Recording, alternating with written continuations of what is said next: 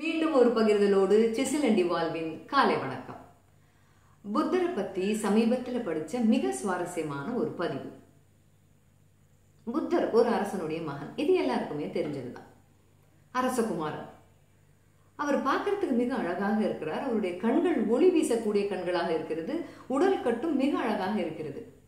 ஆனா அந்த அரசகுமாரனை பத்தி அவருடைய அப்பாவிற்கு ஒரு மிகப்பெரிய மனத்தாங்கல்.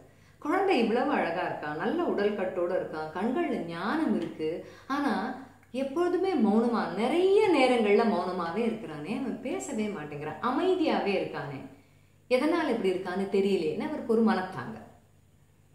தான் அரசன் அப்படிங்கிறதுனால தன்னுடைய அரசவையில் இருக்கிற எல்லா மருத்துவர்களுடைய உதவியை நாடினார்.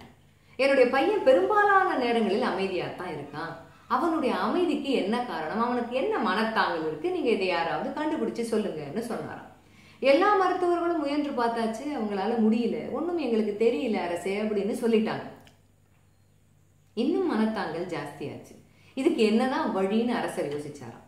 ஒரு பரிசு அப்படின்றத அறிவிச்சார். என்னுடைய மகனின் அமைதியை யார் கலைக்கிறாங்களோ, அவனுடைய மௌனத்தை யார் தகர்க்கிறாங்களோ அவங்களுக்கு ஒரு சிறந்த பரிசு தருவேன் அப்படின்னு ஒரு அறிவிப்பையும் கொடுத்தார்.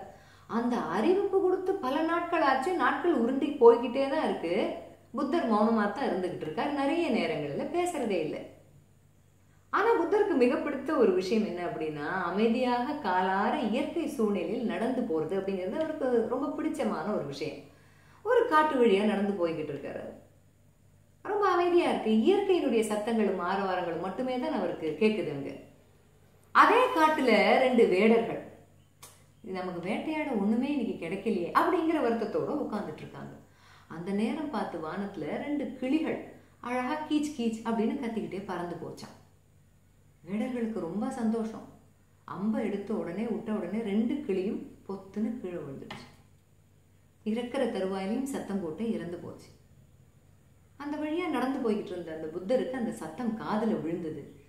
கிட்ட ஓடி போறார். அந்த இறந்து போன ரெண்டு கிளிகளையும் கையில் எடுத்துக்கிறார். கண்ணில் தண்ணி மளமளன்னு கீழே, அழுகை, வேதனை. அந்த கிளிகளை எடுத்து தடவிக்கிட்டே அவர் என்ன சொன்னார் தெரியுமா? நீங்கள் ஏன் பேசினீர்கள் அப்படின்னு ஒரு வார்த்தையை சொன்னார். அவர் அந்த வார்த்தையை சொன்னதுதான் தாமதம். அந்த வேடர்கள் அதை பார்த்துட்டாங்க. ஐயோ, ராஜா நமக்கு ஒரு பரிசுன்னு சொல்லியிருக்கிறாரே, இந்த அரசகுமாரன் பேசுறத நம்ம போய் முதல்ல ராஜா கிட்ட சொல்லிட்டா நமக்கு பரிசு கிடைக்கும், நம்மளுடைய வாழ்க்கை முறையே மாறி போயிடுமே அப்படிங்கிற சந்தோஷத்துல மிக வேகமா ஓடுறாங்க அந்த அரசனை பார்க்க. அரசர்கிட்ட போய், அரசே உங்களுடைய அரசகுமாரன் பேசினது நாங்க இன்னைக்கு கேட்டுட்டோம் காட்டுல. அரசகுமாரன் வர வரைக்கும் அந்த அரசனும் காத்துக்கிட்டு இருக்காரு.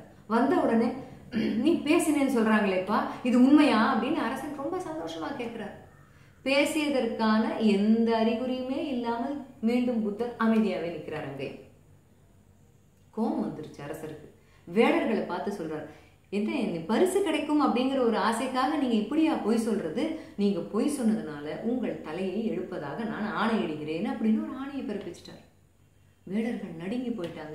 அந்த அரசகுமாரன் காலில் விழுந்து, நீங்க பேசினதை நாங்க மட்டும்தான் பார்த்தோம், இது நம்ம ரெண்டு பேருக்கு மட்டும்தானே தெரியும், தயவு செய்து நீங்க பேசினேன்னு ஒத்துக்கோங்களேன், எங்களுடைய உயிர் பிழைக்கிறதுக்கு ஒரு வாய்ப்பா இருக்கும்னு சொன்னாங்களாம். மீண்டும் அந்த வேடர்களை பார்த்து புத்தர் என்ன சொன்னாராம் தெரியுமா? நீங்கள் ஏன் பேசினீர்கள், இந்த வார்த்தையை தான் சொன்னார். இந்த கதை விளக்குற நீதியை நான் சொல்லவே தேவையில்லை. மௌனம் அதனுடைய சிறப்பை விளக்குவதுதான் இந்த கதை. மௌனமா இருக்கிறதுனால நம்ம மன அமைதியை அடைய முடியும், நம்ம ஆத்மாவனோட நம்ம பேச முடியும். மகாத்மா காந்தி கூட வாரத்தில் ஒரு நாள் மௌன விரதத்தை கடைபிடித்ததாக பதிவுகள் இருக்கு. கடைபிடிப்பது நல்லது அப்படிங்கிறதையும் அவர் சொல்லியிருக்கிறார்.